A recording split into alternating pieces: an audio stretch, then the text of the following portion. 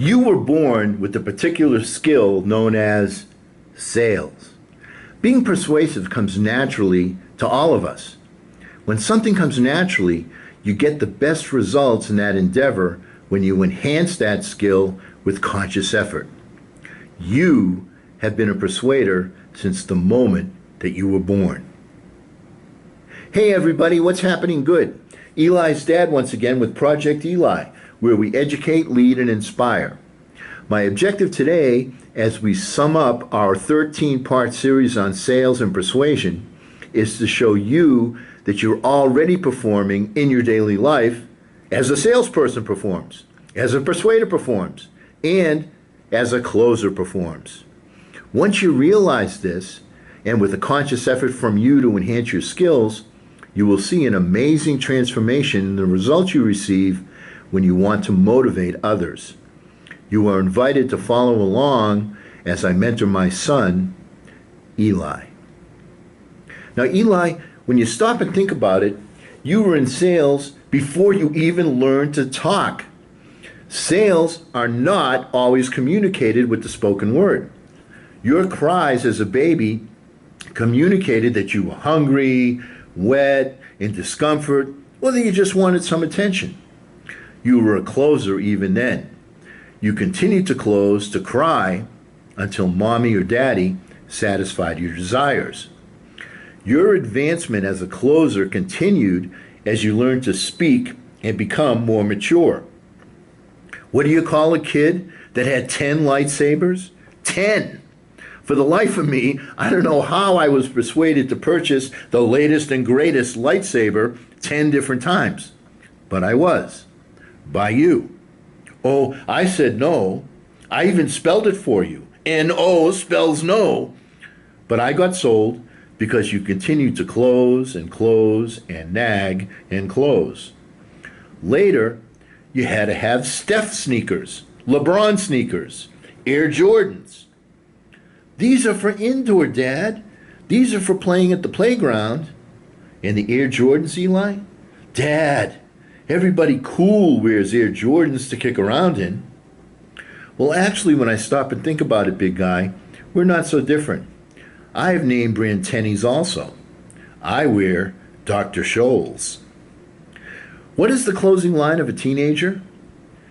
Dad, I need those in order to survive another day on this planet. All my friends have them. Eli, I hate your friends. I hate their parents. If they were all to jump off the Empire State Building, does that mean that you... ... Ah, memories. Moving right along. How about when you want to make friends with or persuade or encourage a little kid? You talk their language, don't you? You talk baby talk or toddler talk or little boy talk or little girl talk. Is there anything goofier than watching a grown man baby talk with an infant? Or how about when you pretend to be interested in what the little boy or little girl is interested in? Sweetheart, would you put some clothes on Barbie and Ken? I get embarrassed easily. Now, what exactly are you doing when you feign interest in a juvenile activity that they are interested in? You're establishing rapport, aren't you? You're being interested in them and not interesting yourself, right? You take mental notes of their interests so that you have something in common to talk about. Does any of this sound familiar? You even walk around their room, take notice of their special toys or posters or whatever and say, wow, don't you? Let's see. Remembering that there are 4 basic parts to a sale, the approach, the warm-up, the presentation, and the close, how many have we uncovered already? How about all of them? Not only that, you were able to understand how the person you're trying to persuade perceives things, so you acted accordingly, and you spoke to them in their own language. You mirrored their demeanor, posture, speech pattern, and maturity level. Wow. If only you could do that consciously with your prospects. Duh, you can. If only you had some sales experience. Duh, you have tons of it. If only you knew how to keep a conversation going without any awkward pauses. Duh, you've done that with little kids. If only you knew how to be a consistent, persistent closer. Duh, 10 lightsabers, 3 pairs of sneakers that you will outgrow in 5 minutes because your feet are growing faster than your attention span? Whoa, why am I so bitter? I did all of those things too, to my dad, your grandfather.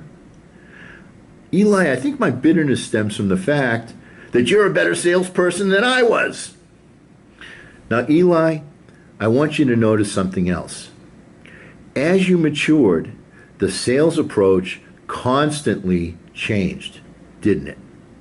What worked as a baby stopped working. There came to be a time when you started crying and your mother and I said, "Stop being a baby. The answer is no." So, you adjusted your sales technique, didn't you? You started to use logic to close. And you continue to close and nag and close until you found the right close. Well, let's delete the nagging aspect from closing with the prospect, but doesn't the professional continue to close, get agreements, and convince through gentle, logical, continued closing? You had to close continuous times to get your mom and me to buy what you were selling us. Your prospects, if they agreed with your logic, your tie downs, may need multiple closes. And just as we, your loving parents, bought on emotion, our unconditional love for you, we had to also justify our purchase with logic. That's when you made your sale to us. Isn't that right? Now, as you approach manhood, adulthood, we're looking forward to the next sale. And I already know what that will be and how you're going to close us. You're going to want to use the family car or gulp to purchase a car of your own.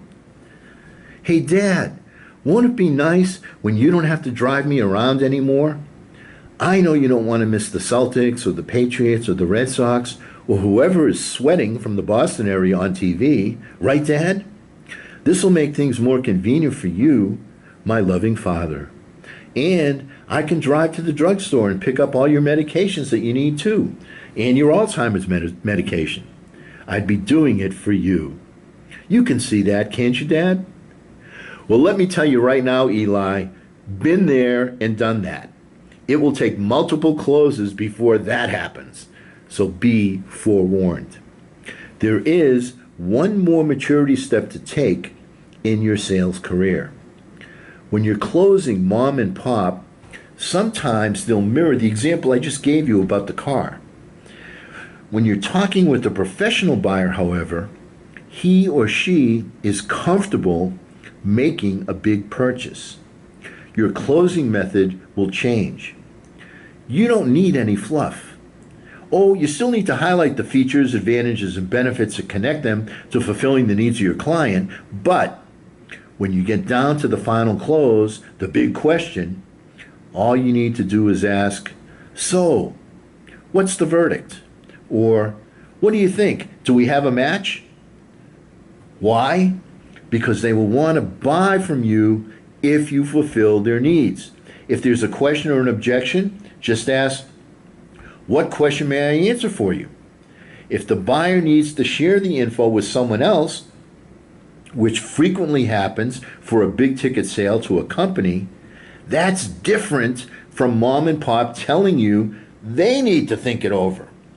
You may still get the business sale. You will never get the mom and pop, "I want to think it over" sale. When you accept "I want to think it over" from Fred and Ethel, the only thing that they will think about, if they bother to think about it at all, are the reasons that they shouldn't buy your product. So try and close mom and pop while you are still there. It may take 4 or 5 closes to accomplish them becoming happily involved with your product or service. The professional is at a different maturity level, buying-wise, than mom and pop. At every presentation, a sale is made. Either you sell your prospect on your product or service, or your prospect sells you. I want to think it over. Now, Eli, the reason that I've spent so much more time on mom and pop selling than on closing the big ticket buyer is that typically, before you become a big ticket seller, you must have some experience. That experience will start by selling smaller ticket items first. Now, once you master that step on the maturity sales plane, you will then have greater opportunities with more expensive products that require more specific knowledge and expertise. Now, just as you did growing up, your sales technique will be adjusted as you mature and as your prospect's level of buying comfort increases. So, Eli, what are my final words of wisdom for you on sales? Well, first, you've been selling your whole life unconsciously to persuade people to think the way that you think. Words are not always the communication tool utilized by the seller. A baby crying, or when somebody dresses provocatively. What are they selling? Perfume, cologne, hair products, jewelry, and on are just a small sample of sales tools utilized by sellers. Second, the maturity level of both the seller and the buyer affects the presentation in a sale. When you think about a sale and its components, approach, warm-up, presentation, and close, if you get stuck, go back in your mind to closing a young child. Then adjust the maturity level so it matches your prospect's maturity level. Now, when I say maturity level, I'm referring not only to their age, but their life experience. For sales purposes, a grown adult may still be an amateur because of their lack of buying experience versus the professional buyer that buys big ticket products for a company all the time. There's no disrespect meant by the term amateur. The key point, Eli, is that you understand the mindset of your prospect and make your approach, warm-up, presentation, and close match their mindset. Third, like anything worthwhile in life, if you want to excel, you must drill, practice, and rehearse. And you must prepare. No one is born to do anything. It takes conscious effort to enhance skill level. Like being a car mechanic, sales is a skill that can be learned. And fourth, will there initially be moments of discomfort when you try a new approach, a new presentation technique, or a new close? Of course! Life is full of initial anxiety in any new endeavor. Just like asking a girl out on a date for the first time, or leaning in for your first kiss, or stepping into the batter's box the first time in a real game. Anything that you try for the first time generates anxiety. Remember, it is a rite of passage. Life is full of those. And you always end up saying the same thing when it's all over. That wasn't so difficult. Why was I so fearful? Just keep doing what you've been doing and add some conscious skill to it. Am I right on that? Now, before we proceed further, the topic of our next session is seeds. Let no one intercede in that endeavor. To succeed in that accomplishment, click the subscribe icon and do not recede from the striking the bell so you'll be notified in a timely manner. This lesson promises to supersede all of our previous efforts. Our thought for the day is, without courage, all other virtues lose their meaning. And because, Eli, we never end a meeting on a philosophical note, get out there and charge. I'm Eli's dad.